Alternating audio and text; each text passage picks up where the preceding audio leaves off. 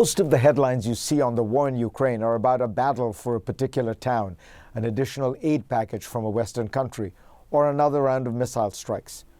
Those are all important, but they miss the humanity, the fact there are human beings living in those towns, receiving that aid, being killed by those missile strikes. They're people with names and faces, mothers and fathers, sons and daughters, brothers and sisters. I can think of no one better to talk about the human impact of this horrible war than the First Lady of Ukraine, Olena Zelenska. She joins me now exclusively from Kyiv. Madam First Lady, welcome. Вітаю, Фаріде. Hello, Farid. It's great to see you on the screen. When we first met in Kyiv many years ago, it did not seem that you would be, in a sense, a kind of wartime First Lady. How much has your life changed with this war? Are you able to function in any way normally? Це дуже складне питання. That's a tough question. The very issue of normality is a global philosophical question. It depends on your definition of normality, because our life cannot be considered as normal today. Even if you compare what we had a year ago and what we have today in Ukraine, in the first months we were shocked. We could not believe that such an aggression is possible. It is absolutely illogical, and it was inconceivable that it can happen in the center of Europe. Now, people are trying to go on living, working, having their children go to school. Sometimes they even make jokes, and not only are they trying to survive, but live a meaningful life. All people in Ukraine are subject from time to time to Russia's missile attacks. Наші діти розрізняють звук, коли летить ракета і коли летить дрон. People can now tell between the sound of a drone in the sky and the enemy's missile. Our children have grown up too soon, and you can see a lot of young children whose eyes are those of the adults, and it worries me immensely. But in spite of everything, we are trying to be optimistic. Українці прилаштовуються. Naразі People are getting adjusted to the new conditions, and today people have got accustomed to those electricity cuts, and they find new opportunities in that. And when at 3 a.m. Electricity appears, then life emerges anew, and people start their washing machines and their coffee machines. And there are a lot of people who have learned how to cook with no electricity, even having electric cookers.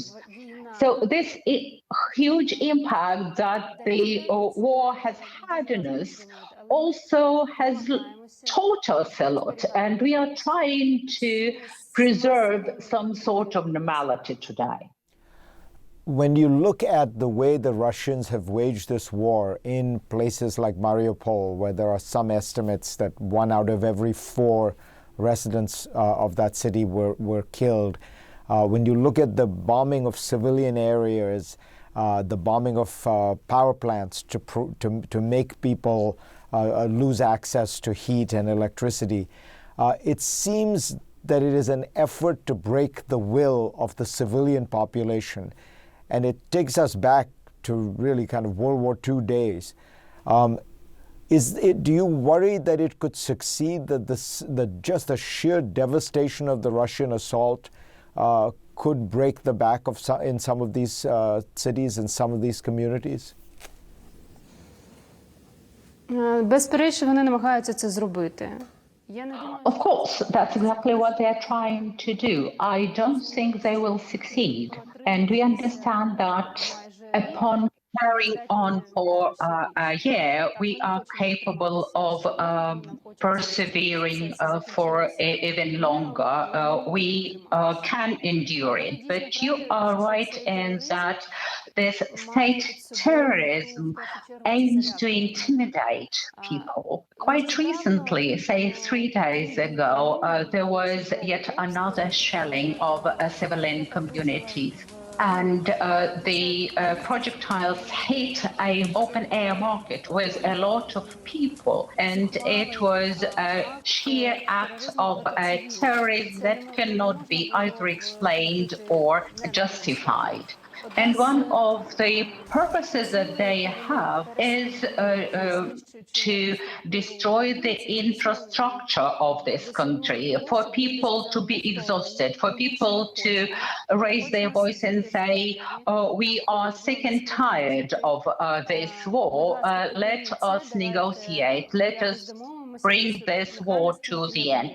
But they failed in this purpose. With so many men fighting now or supporting the war effort in some way, a lot of Ukrainian women have stepped up and taken roles that perhaps they would not have taken before the war. Tell us a little bit about what you have seen about the women of Ukraine and how they have responded to this war. Так, на жінок You know, women have taken the brunt of this war in terms of ensuring that their families are okay, that their children are okay, that their children are safe.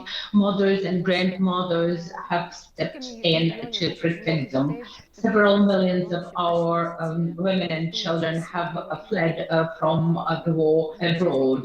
There are a lot of internal displaced people. More than 5 million Ukrainians have left their homes and now reside in other regions of Ukraine. It is very unusual. It is not normal, and people have to endure that as well. Мені не хочеться їх відокремлювати від нашого суспільства. Наше суспільство I would not actually single out women as a part of the population. They do what is needed.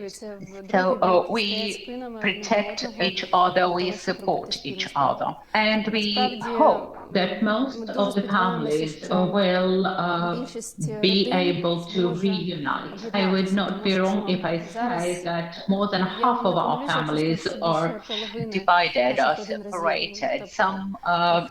There are some families where the members of the families are in occupation, whereas other relatives are in the free area of Ukraine, and they have no way of knowing what happens to those under the occupation, and they are not sure whether their relatives are still alive, and they are full of hope that they are. I can't even define this expectation, this hope. You've talked, Madam First Lady, about the special needs of children in this situation. And I was wondering, you have little children yourself. How have they dealt with this? What have you told them? That when the war started, they didn't see their father for months. Even now, do they understand it? Have they had to grow up very fast? Знаєте, всі діти в Україні розуміють, що відбувається. You know, all children in Ukraine understand what's going on, including mine. You cannot conceal anything from them. And we are not trying to do so because they live in the same information space as all of us. In our family, we are trying to support some normal life.